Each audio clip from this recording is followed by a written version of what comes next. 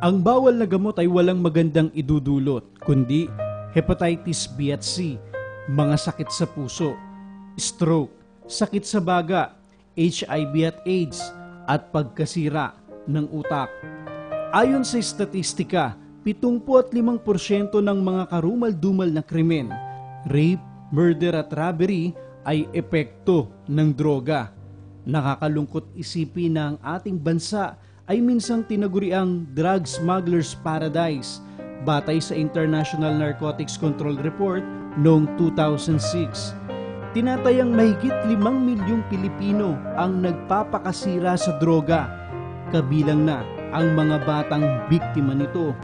At kung kukwentahin sa isang buwan, ay mahigit 20 bilyong pisong halaga ang sinasayang ng mga drug users sa bansa o 700 milyong piso sa isang araw lang. Pambayad na sana sa chemotherapy ng mahigit 17,000 may kanser o katumbas ng 200,000 sesyon ng dialysis ng mga may sakit sa bato. Kaya huwag sirain ang buhay na bigay ng may kapal. Magpapasimula ang pagbabago. Isang araw lang.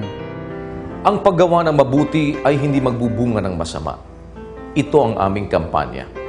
Samantalahin natin ang mabuting pagkakataong ibinibigay sa atin ng Diyos upang gumawa ng kabutihan.